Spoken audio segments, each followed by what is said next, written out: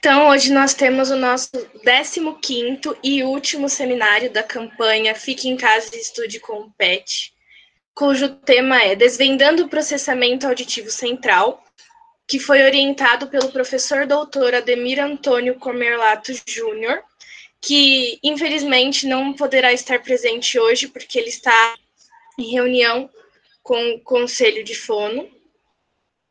E esse seminário será apresentado pela Andressa da Costa Salgueiro, do 4º ano, e por mim, Vivian Aparecida Véspero, do 2º ano.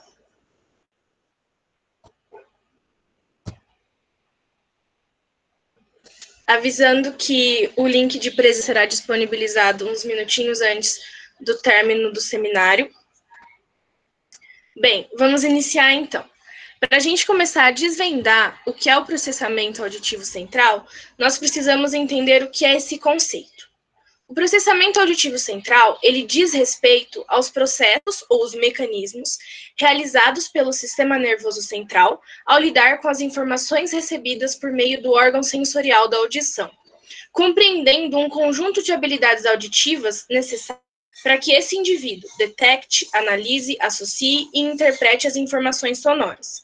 Então, o processamento auditivo central nada mais é do que um conjunto de habilidades auditivas que o nosso cérebro tem de realizar para que a gente consiga compreender e entender o que nós escutamos. Mas quais são essas habilidades? A primeira delas é a detecção, que é simplesmente o fato de detectar a presença ou a ausência de um som. Então, a maioria que é fono, quando a gente faz uma audiometria, o que a gente está fazendo é checando a detecção do nosso paciente. Então, nós soltamos um tom puro e ele vai falar se ele está ouvindo ou não. A localização e lateralização do som é quando nós conseguimos saber de onde está vindo esse som, nós localizamos essa fonte sonora e sabemos, por exemplo, de qual lado ela está. Se soltam um sino do meu lado direito, eu consigo saber que está vindo do meu lado direito. Isso é a localização e lateralização do som. A discriminação auditiva é eu conseguir diferenciar um som de outro. Simplesmente eu escuto dois sons distintos e eu consigo saber que esses sons são distintos. O reconhecimento de padrões auditivos. É a partir daí que nós escutamos um som, graças à discriminação auditiva, nós vimos que esses sons são diferentes. E graças ao reconhecimento de padrões auditivos, que nós sabemos qual é a fonte sonora desse som. Então, por exemplo, o reconhecimento de padrões auditivos, nós sabemos diferenciar o latido de um cachorro de uma sirene de ambulância.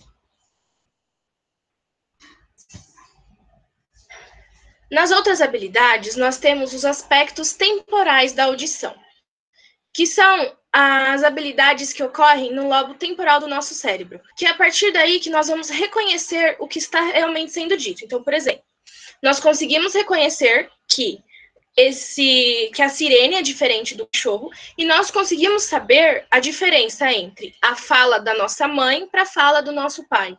Nós conseguimos discernir o que eles estão falando e sabemos que uma voz pertence a uma mulher e essa mulher é a nossa mãe e a outra voz pertence a um homem e esse homem é o nosso pai.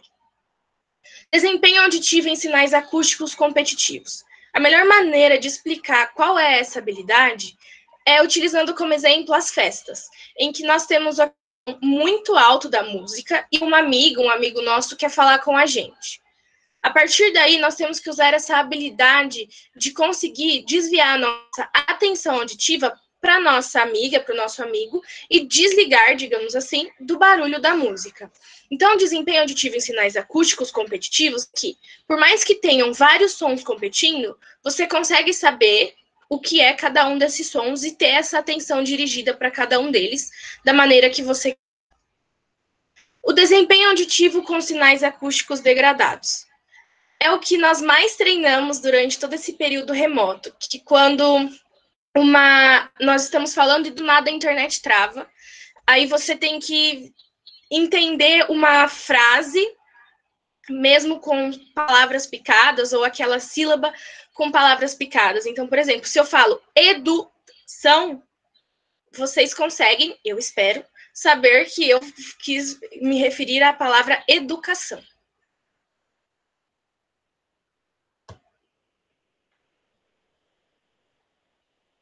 Tá. Eu já falei o que são essas habilidades auditivas, porque elas são importantes, e agora eu vou começar a perguntar para vocês, eu gostaria que se manifestassem no chat, levantando a mão, enfim, quando vocês se identificarem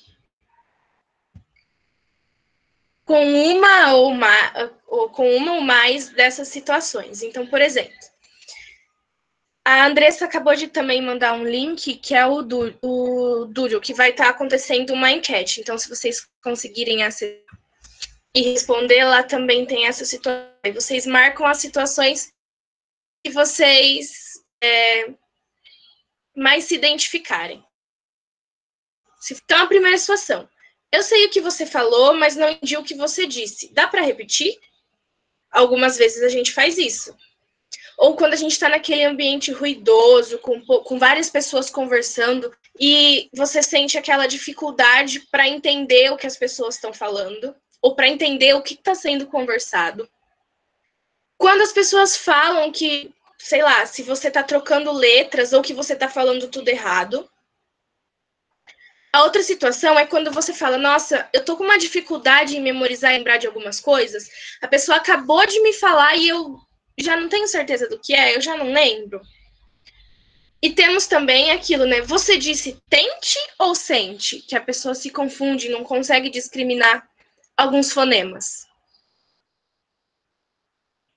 Vamos ver se a gente consegue transmitir as respostas do Dude.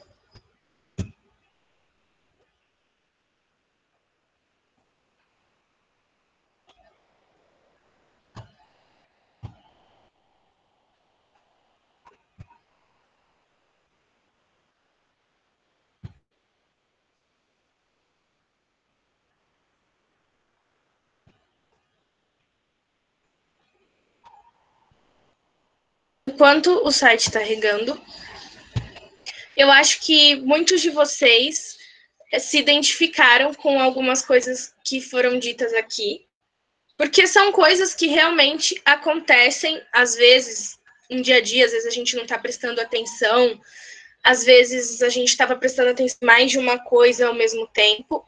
Então, essas coisas podem sim aparecer. Só que essas características também são muito presentes no transtorno do processamento auditivo, que é o que a gente vai explicar melhor a partir de agora. O que é o transtorno do processamento auditivo? É basicamente um transtorno funcional da audição. Então, o indivíduo detecta os sons normalmente, mas não consegue interpretá-los. Então, eles vão ter uma dificuldade em processar a informação auditiva da forma correta, porque eles têm uma dificuldade, um problema em um ou em mais níveis das habilidades auditivas. Então, a pessoa pode estar com um problema em ter a sua atenção quando tiver mais barulhos competitivos, ou ela pode estar com uma no reconhecimento auditivo, ou em mais de uma dessas habilidades. Tá, mas o que causa o transtorno do processo auditivo? Bem, o sistema nervoso auditivo central, ele é altamente complexo e ele pode ser facilmente afetado por inúmeras condições, sejam elas associadas ao desenvolvimento ou alguma patologia. Só que isso, somado a essa complexidade enorme dessas vias neurais que sobem a nível de encefálico, cruzam ipsilateralmente, contralateralmente, enfim, devido a toda essa complexidade neural, é muito difícil saber exatamente qual foi o local da lesão, o que está sendo lesado, qual está sendo o problema. Então, isso acaba dificultando o diagnóstico e a reabilitação do processamento auditivo. Porém, Pereira vem destacar alguns fatores de risco. E quais seriam? O primeiro fator de risco são as otites frequentes na primeira infância, as alterações de orelha média e orelha interna e as febres altas e contínuas. Nós também temos os fatores de hereditariedade, síndromes ou alterações neurológicas, e o TEA, o transtorno do espectro autístico. Nós temos as TORCHs, que é muito falado, muito conhecido em deficiências auditivas, que são a toxoplasmose, a rubéola, o citomegalovírus, a herpes e a sífilis. A prematuridade, a permanência em incubadora, hiperbilirrubinemia e o peso de nascimento inferior a 1.500 gramas também são fatores de risco. Igualmente, o alcoolismo e o uso de drogas psicotrópicas na gestação. Os déficits cognitivos também são fatores de risco e, principalmente, a falta de estimulação durante a primeira infância. É muito interessante começarmos a pensar que uma criança pouco estimulada pode ter essa falha no processamento auditivo. Tá, são muitos os fatores de risco, são muitos os sintomas, mas quais são essas manifestações? Essas manifestações, elas são divididas em alguns setores. O primeiro delas são as manifestações auditivas, que são quando as pessoas têm aquele déficit em entender e seguir regras e ordens, principalmente quando são faladas sequencialmente. Então, se eu falo para a pessoa, por exemplo, eu quero que você levante, vá na cozinha, abra a geladeira e pegue o açúcar. Aí essa pessoa pode até ir na cozinha, na hora que ela chegar na geladeira, ela vai falar, nossa, o que eu tinha mesmo que fazer? Porque ela esqueceu. Pessoas que demoram em escutar ou entender quando chamado e pedem para repetir a conversa durante o diálogo. Então, você acabou de falar, fala, repete que eu não entendi. Quando ela tem dificuldades em localizar a fonte sonora e em manter a atenção auditiva. E também em aprender músicas e ritmos, porque essa ação está comprometida, a pessoa não está conseguindo prestar atenção e manter esse foco durante muito tempo num som. A dificuldade para entender e acompanhar a conversa em ambientes ruidosos também é uma das manifestações auditivas. Seguindo, nós temos as manifestações comportamentais, que são os casos de distração, ansiedade, impaciência, impulsividade, agitação, tendência ao isolamento e à desorganização. Na fala, nós vamos ter alterações em alguns sons, e nós vamos ter algumas dificuldades em perceber os aspectos prosódicos de fala. Mas o que seriam? Os aspectos prosódicos são as ênfases e as modulações que nós fazemos na voz. Então, por exemplo, nesse momento, eu estou fazendo ênfases em algumas palavras e algumas modulações. Ter dificuldade em se expressar no que se refere ao uso das estruturas gramaticais. Então, pessoas com o transtorno do processamento auditivo vão ter dificuldades em organizar a frase certinho nas estruturas gramaticais, né, sujeito, verbo, predicado. Apresentar dificuldades em lembrar palavras durante a conversa, que vem naquilo que eu falei da atenção, da memória, né? Ela vai estar aqui falando e vai falar, nossa, o que eu tenho que falar? Que palavra eu posso usar aqui, usar nessa conversa?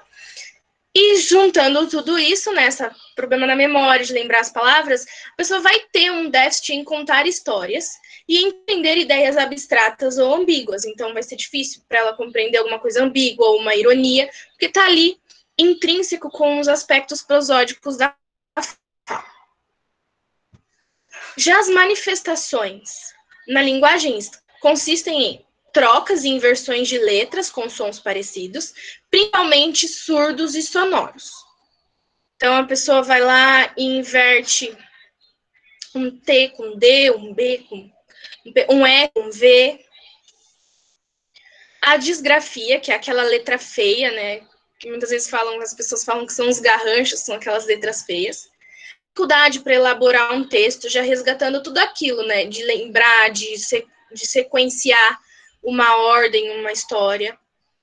Resgatar ideias em acompanhar o ritmo do ditado, porque o ditado é algo muito complexo, porque a pessoa tem que escutar, ela tem que detectar o som, localizar de onde ele está vindo, entender o que está sendo dito, pensar no que consiste aquela palavra e passar isso para o papel. O déficit na interpretação dos problemas matemáticos e as dificuldades em compreender o que lê.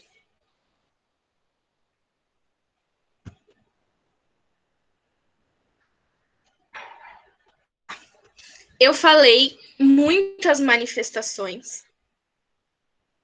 e eu tô vendo aqui, eu vou transmitir para vocês os resultados da enquete. Então, muitas pessoas se identificaram com várias dessas manifestações. E vocês devem estar preocupados com o tipo, meu Deus, eu tenho déficit do processamento auditivo, o que está acontecendo? Calma, são muitas as manifestações. E o diagnóstico muito completo, é muito complexo. Serão uma série de exames, protocolos, que a Andressa vai explicar para a gente agora. E, além de tudo, nós temos que ter muita atenção com as comorbidades. Porque muitas vezes a pessoa não está tendo um déficit no processamento auditivo. Às vezes, ela está tendo e está sendo associada a outra coisa. Então, às vezes, um TDAH está associado a um déficit no processamento auditivo. E acabam sendo as comorbidades. Por isso que é tão importante o atendimento, a atenção e o diagnóstico fonoaudiológico. E agora eu vou convidar a Andressa para continuar falando para vocês. Obrigada, Vivian. Então, depois de tudo que a Vivian disse, o paciente chega, né, e o que a gente vai fazer? Então, na avaliação, qual que é o objetivo desse exame, né, do processamento? Então, a gente vai, avaliar a funcionalidade do sistema nervoso central, então, as habilidades envolvidas na detecção, discriminação, reconhecimento, localização, compreensão, memória, atenção seletiva dos estímulos sonoros, que a Vivian já citou. Então, esses testes, eles vão avaliar as vias do sistema nervoso auditivo, desde a sua entrada no tronco encefálico, chegando no córtex auditivo, as conexões interhemisféricas. Isso vai permitir nós verificarmos se tem a presença ou não de um transtorno. E aí, com isso, a gente qualifica o tipo de dificuldade e direciona as condutas e o processamento terapêutico. Então, aqui, nós colocamos uma bateria mínima sugerida. Então, no Conselho Federal, eles fizeram um guia, né, de orientação na avaliação e terapia dos processamentos auditivos centrais, e essa é a bateria mínima sugerida. Então, assim, tem uma opção de teste por categoria, considerando a utilização de instrumentos com maior validade clínica. Então, assim, esses testes recomendados, eles utilizam os diferentes estímulos, então, desde verbais, não verbais, que podem ser apresentados de forma binaural, né, as duas orelhas, ou monoaural, uma orelha só. Então, por exemplo, nos monoaurais de baixa redundância, uma orelha é avaliada por vez individualmente, e eles vão avaliar a habilidade de fechamento auditivo ou de feitura funda. E aí o teste recomendado ou é a fala filtrada ou o PSI-MCI. Na atenção binaural, são testes que avaliam a capacidade do sistema nervoso auditivo central de processar diferentes informações, porém, que sejam complementares, então, vão distribuídas nas duas orelhas, e o paciente deve unificá-las em um único evento perceptual. O teste recomendado ou é o MLD ou a fusão binaural. Nos dicóticos, eles vão envolver dois estímulos diferentes concorrentes e que são apresentados simultaneamente nas duas orelhas. E aí vai avaliar as habilidades de separação e integração binaural. E o teste recomendado é o dicótico de dígitos. Na resolução temporal e na ordenação temporal, eles fazem parte dos testes de processamento temporal. Então, o processamento temporal ele é definido como um processamento de estímulo acústico ao longo do tempo, e os testes escolhidos são o GIN ou o RGDT, e na ordenação temporal, o TPR. Então, essa bateria de testes são para as pessoas de 7 a 8 anos, né, as crianças. E o próximo, pode passar, são para as crianças acima de 9 anos. E a única diferença entre os testes é que nos monoaurais, em vez de ser o PSI-MCI, vai ser o SSI-MCI. E aí é interessante a gente pensar que, assim, se a criança tiver né, para utilizar o SSI e MCI, ela deve ser, deve ter uma boa capacidade de leitura. Então, se ela tiver alguma alteração, utilizar o anterior. E também, na resolução temporal, é apenas o GIN, tirou o RGDT. E aí a gente pensa, né, fez toda essa bateria de testes, e agora, como é que a gente vai fazer esse diagnóstico? Então, nesse guia de orientação, eles citam lá 4, pode voltar, Vivian, 4 citações, né, de referências. E aí, cada profissional vai escolher uma referência que vai servir para o padrão de normalidade e que ele vai se basear. Então, o mais assim, se você pensar, qual é o mais utilizado, qual é o mais recomendado? Então, o mais utilizado é o da ASHA, de 2005, e ele fala que pelo menos 2 testes que estão alterados com desempenho acima de 2 desvios padrões.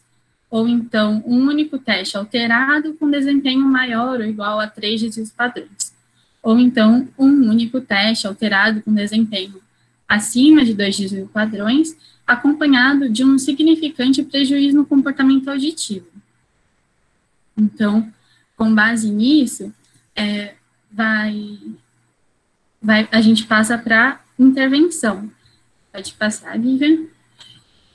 E a base que envolve, né, as formas de intervenções tem o objetivo de explorar a plasticidade do sistema nervoso central, maximizando o sucesso terapêutico e diminuindo os déficits funcionais.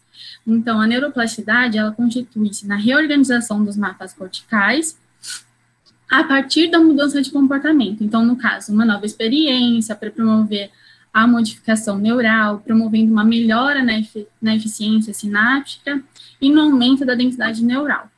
Então, o planejamento da intervenção, ele deve ser determinado a partir dos déficits documentados no diagnóstico, então, nos testes que foram na bateria de exames, né?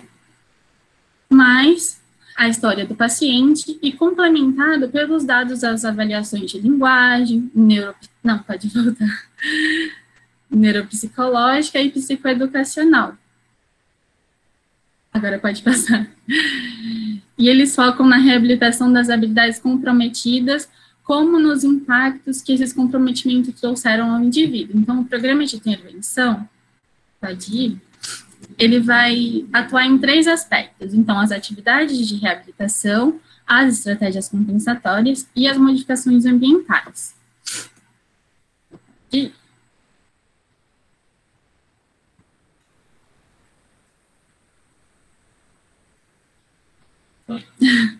Então, nas atividades de reabilitação, devem ser aplicados materiais auditivos, mas é muito importante lembrar que não devem ser utilizados os testes do diagnóstico. Então, os testes do diagnóstico são reservados apenas para avaliação, não utilizar na intervenção. É a mesma coisa de que a gente ficar treinando aqui a prova, né? Quando chegar no dia realmente, a gente vai saber quais são as respostas, como eu devo pensar, né? Então, não utilizar os testes de diagnóstico, pensar em outros processos de intervenção. Então, programas de CD, softwares específicos, materiais, estratégias terapêuticas. Em alguns momentos também podem ser utilizadas atividades com fones de ouvidos. Pode passar. Com relação às estratégias compensatórias, o terapeuta ele deve auxiliar o seu paciente a ser um ouvinte ativo. Então, que ele seja capaz de avaliar seu próprio desempenho auditivo e ser responsável pela busca das soluções das suas próprias dificuldades, por meio das habilidades linguísticas, então, desenvolvimento do aspecto semântico, que é o significado da palavra, como ela interfere no contexto da frase, nas metalinguísticas, então, a construção do vocabulário a partir do contexto, a consciência fonológica, a expansão da rede semântica, as metas cognitivas, que melhoram a qualidade dos recursos centrais superiores, como a memória e a atenção. Pode passar. O terceiro aspecto, então, é referente às modificações ambientais. E devem ser feitas modificações em relação à acústica do ambiente, então, tratamento para redução do ruído competitivo, a reverberação, então, o posicionamento do aluno na sala de aula, o modo, né, como o professor deve abordá-lo, e também a gente coloca as tecnologias assistivas, então, sistema auxiliares de escuta para o indivíduo. Toda essa intervenção, ela tem o objetivo de diminuir o impacto que as alterações da função auditiva possam trazer para o dia a dia do indivíduo. Pode pensar? Então, eu vou mostrar agora para vocês um tipo de treinamento, que é o treinamento auditivo, e ele ocorre em indivíduos com alterações nas habilidades auditivas, né? Então, ele visa a estimulação auditiva de modo a maximizar os efeitos da plasticidade do sistema nervoso central. Pode pensar? Então, qual que é o objetivo desse treinamento auditivo? É melhorar o acesso à informação auditiva para que o paciente possa se comunicar melhor em um ambiente desfavorável, utilizando menor esforço e, consequentemente, melhorando seu desempenho em tarefas de grande demanda auditiva. E aí, o fator-chave dessa melhora, o que é? É a plasticidade neural. Então, a estimulação das habilidades auditivas ativa a plasticidade neural, aumentando, assim, as chances de uma reabilitação bem-sucedida. Então, esse treinamento auditivo, ele não melhora os limiares auditivos, mas ele vai propiciar o aperfeiçoamento da percepção dos sons mais complexos, como a fala. Então, o treinamento auditivo, ele pode ser utilizado não apenas em indivíduos com transtorno do processamento auditivo, mas também com pacientes com transtorno de aprendizagem, transtorno de linguagem oral e escrita, e até nos deficientes auditivos que utilizam implante coclear, o AASE, podem ser utilizados. Pode passar?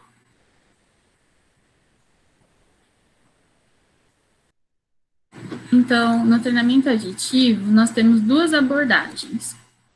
Então, a primeira é o treinamento auditivo acusticamente controlado. O que significa? Que ele vai utilizar equipamentos eletroacústicos que vão permitir, desculpa que o pessoal está entrando, permitir que o profissional controle a geração e apresentação do estímulo. Então, a frequência, a duração, o intervalo interestímulo, a intensidade do estímulo acústico, e também, nesse tipo de treinamento, ele pode ser utilizado em cabine acústica. O outro, que é o treinamento auditivo não acusticamente controlado, ele não vai utilizar esses equipamentos, e ele não vai ter um controle sobre esses estímulos acústicos, e ele é muito utilizado em crianças menores que não se adaptam a uma intervenção direcionada, por motivos de atenção e motivação. Então, a gente pensa, né, daqui a pouco a gente vai mostrar alguns softwares que podem ser utilizados nesse treinamento auditivo, mas se eu utilizo um software, eu estou controlando os estímulos? Nem sempre. Então, eu vou usar esse software, então eu vou estar controlando, vou fazer um treinamento acusticamente controlado. Não. Então, você vai ter que analisar esse software para ver se com ele você consegue controlar os estímulos, porque alguns são apenas para atividades focadas e que não são acusticamente controlados. Então, você não vai saber a intensidade, se tem a intensidade da relação sinal-ruído, você não vai saber se tem uma relação de uma audição binaural para um treinamento unilateral, então precisa ter atenção nessas abordagens. Pode passar.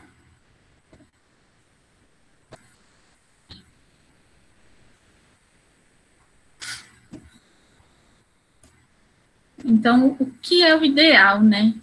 A gente sempre procura, qual é o padrão ouro?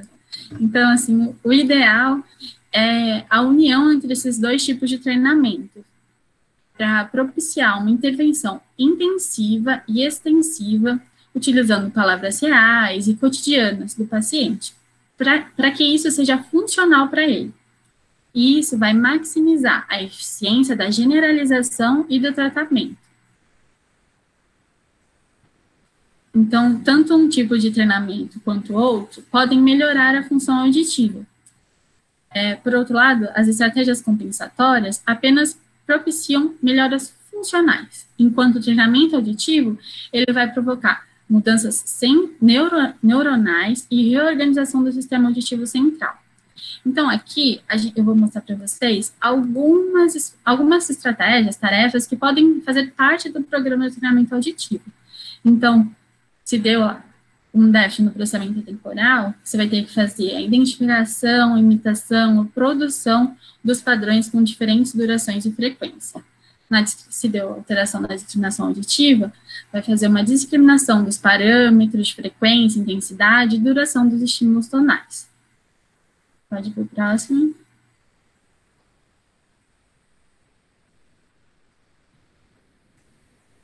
No fechamento auditivo, vai fazer um treinamento auditivo na presença de modificação física do estímulo e na integração binaural, o paciente vai ter que se atentar a 2 estímulos diferentes apresentados um em cada orelha. Pode ir para o próximo.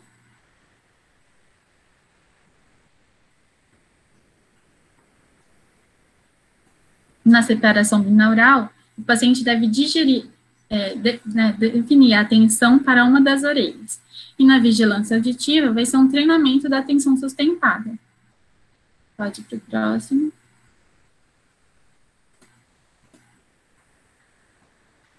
Então, o treinamento auditivo, ele apresenta experiências auditivas específicas que exercitam e buscam aprimorar as habilidades auditivas. Pode ser um agente facilitador do processo de reconhecimento da fala.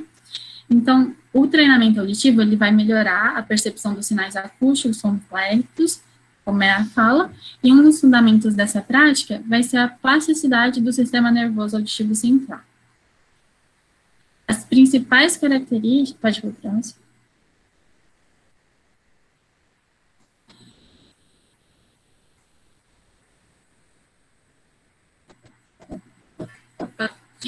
As principais características de um programa de treinamento auditivo deve conter, então, diferentes estímulos para treinar os processos auditivos. Então, as tarefas devem ser apresentadas sistematicamente e ir gradualmente chegando do nível mais fácil para o nível mais complexo.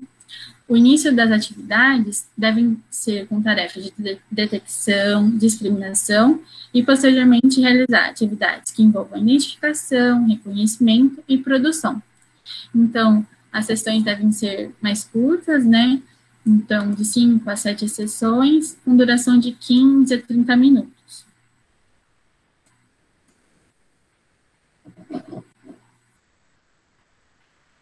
Agora a gente chegou nos softwares.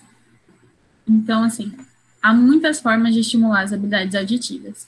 Então, para que o treino seja efetivo, o ideal é que as atividades propostas façam parte do contexto do paciente, Então, para ter um maior engajamento, e, assim, quanto mais ele treinar, mais as habilidades alteradas vão ser aprimoradas, vão ser desenvolvidas. Então, a gente sabe que a tecnologia nos oferece uma série de possibilidades para tornar a estimulação das habilidades auditivas mais divertidas, interessantes aos pacientes. Então, a gente trouxe esses softwares, e alguns são pagos, alguns oferecem um período gratuito, e alguns são gratuitos. Então, o SISTA, ele é o Sistema de Treinamento das Habilidades Auditivas, e ele é fruto da pesquisa de mestrado e doutorado na área de fonoaudiologia e informática. E ele é um site que, para usuários de implante coclear, aparelho auditivo, e ele vai trabalhar as habilidades auditivas, que a Viviane já citou. Então, detecção, discriminação, reconhecimento, compreensão. E ele é gratuito. O Afinando o Cérebro, ele tem muitas estratégias. Ele oferece algumas gratuitas e as outras você precisa de um plano pago, Então, várias estratégias para você colocar na sua terapia para estimular esse processamento auditivo. Também dá para estimular o processamento visual, a memória e a atenção. O GoFitunes, o treinamento das habilidades auditivas, ele é pago, mas ele faz um treinamento na atenção aos detalhes do sistema do sinal acústico e contribuem na percepção auditiva da fala. Isso vai facilitar no reconhecimento. O cocleando, ele serve, né, é destinado para crianças de 6 a 12 anos, e ele vai treinar as habilidades auditivas. Ele é gratuito também. O treinamento de sequência, eu vou só citar alguns, porque são muitos que a gente colocou. Então, vou pedir para você ir para o próximo vídeo, porque senão não vai dar tempo, né? Esse aqui são os softwares do CTS Informática. Eles são pagos, mas eles oferecem 7 dias gratuitos, então tem um período gratuito para você testar e ver se adequa, ao seu plano, né? Então, o Earmix, ele é muito legal, porque ele vai permitir que você grave tantos estímulos monóticos, dipóticos, você pode inserir tons puros, fazer a distorção acústica na gravação, você pode gravar a sua própria voz, você pode pedir para o paciente gravar a voz dele para fazer as estratégias. Então, é bem interessante para colocar na prática clínica. O Memo Music, ele tem jogos com desafios musicais para trabalhar a atenção, a memória auditiva, a discriminação auditiva, a identificação de sons e melodias, ordenação e resolução temporal. O Pedro na Casa Mal Assombrada, as crianças adoram e desenvolve também, trabalha todas essas habilidades auditivas. Pode passar para o próximo.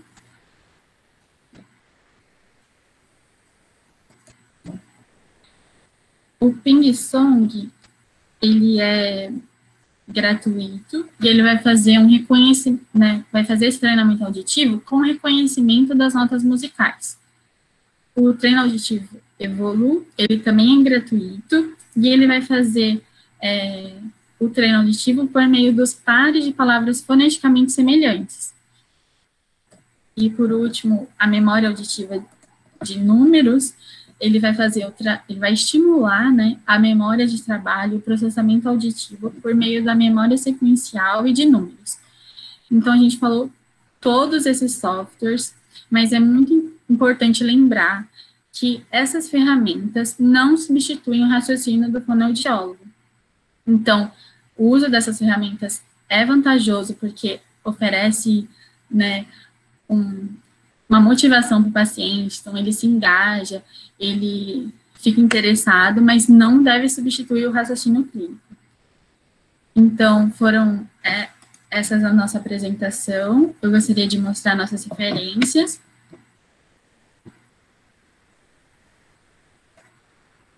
Essas são as nossas referências. Gostaria de agradecer pela presença de todos no nosso último seminário do PET Fonoaudiologia. E, caso vocês tenham dúvidas, podem colocar no chat. Ou, se não, agradeço a atenção por esse momento na hora do almoço. A lista de presença já está no chat, para vocês receberem o certificado.